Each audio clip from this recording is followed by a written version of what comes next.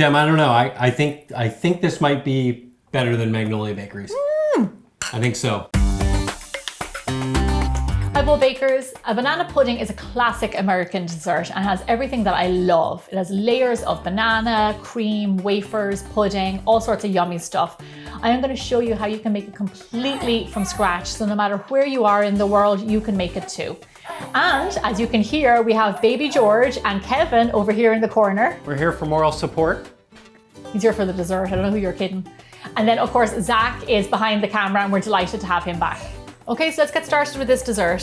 Here I have a heavy bottom saucepan, and into this I'm going to add in my milk.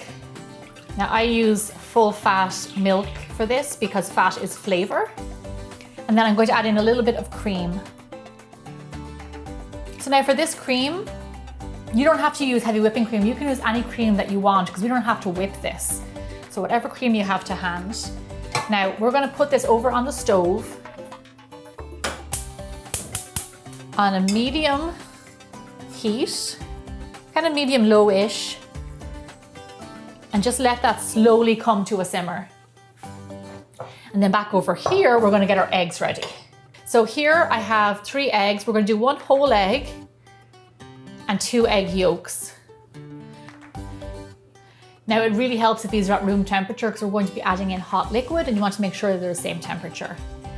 And as always, this is my baker's tip, make sure that you keep your egg whites. I keep them in the freezer and then you defrost them and you whip them up as good as new. I keep them from meringue and they're really good. So into our eggs, we're going to add in some sugar.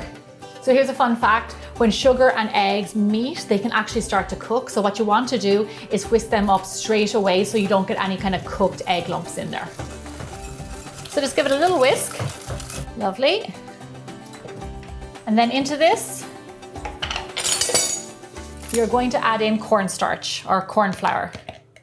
Now this is what thickens our pudding.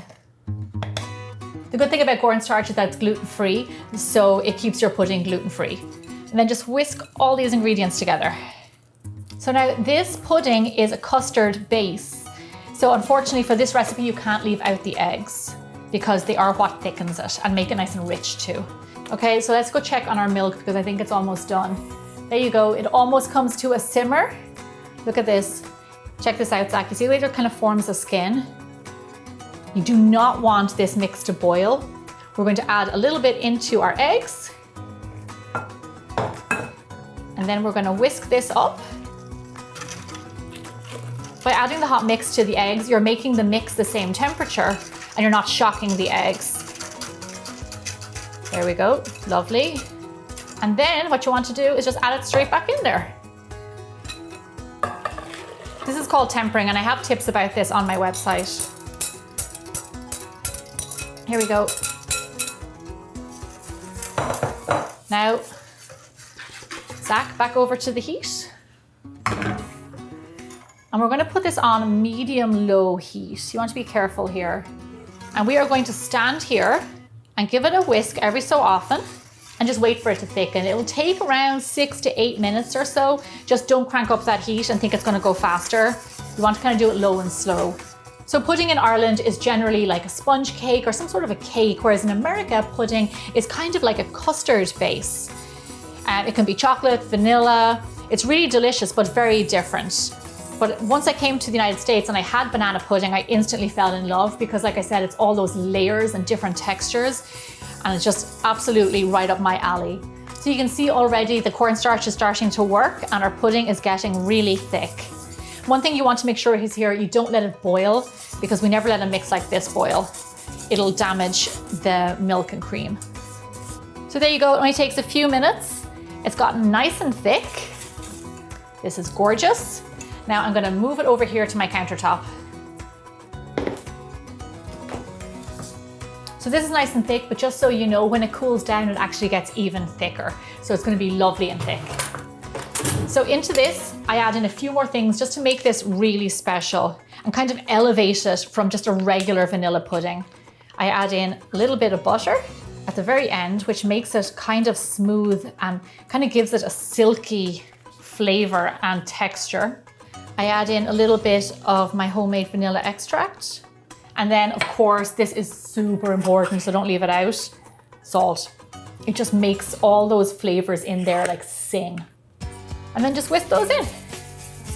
So Gemma, how does your banana pudding compare to the famous Magnolia bakeries? Well, Magnolia's is delicious, I'll give you that. But mine is a little bit different. I have a few little twists, and then also I have some secret ingredients that you're gonna have to stay tuned for. And then once you make it, you can be the judge of that. There we go. Now the very last step we want to do is something that I think is really important. I have a bowl here lined with a sieve. Pass it through the sieve. Now when you make custards, ice cream bases, creme patisserie, things like that, you pass it through a sieve to make sure that there's no lumps, and it just gives you a really smooth finish. There we go. Just in case there's any little lumps from the egg or from the cornstarch. Don't forget that bit underneath the sieve. Gorgeous. Lovely. Oh my gosh, this smells delicious. I'm gonna try not to eat it all now. Oh gosh, I just got a nice bit of salt. So here's what we're gonna do. Set this over to the side at room temperature, let it cool down fully. It's going to thicken, and then we can assemble our dessert. So my vanilla pudding has cooled down, and as you can see, it has thickened up. So you can eat this as is, as a vanilla pudding. It's super delicious with a little bit of cream on top, but we are going to make our banana puddings.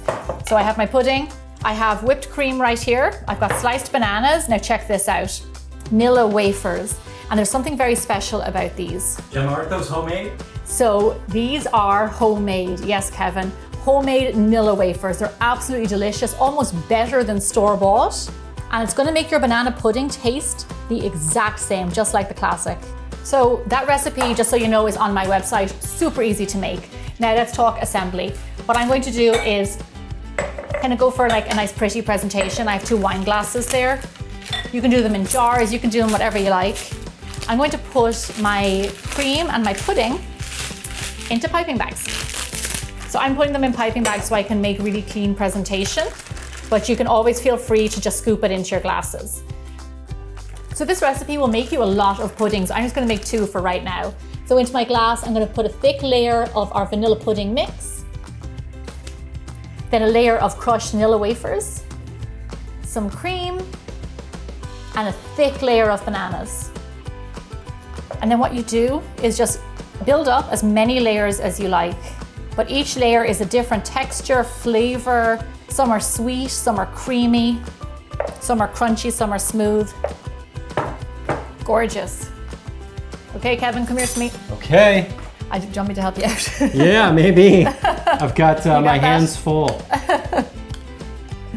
Kevin is equally as fan of banana pudding as I am. Did you get all the layers? Did you get down there? I love the homemade Nilla wafers. Yep. That's And where that it's pudding. at. It's sweet, but not overly sweet. And the bananas are just bonkers. Oh, yummy. And the big cream. That's what it's all about. Gem, I don't know. I think this might be better than Magnolia bakeries. I think so. Well, that is high praise. Yeah. But you're gonna have to be the judge. I'm letting you guys be the judge of that. Try it out. Let me know. Obviously, I think it's absolutely delicious. And I'll see you back here again really soon. See you all soon. I've got to get more cream.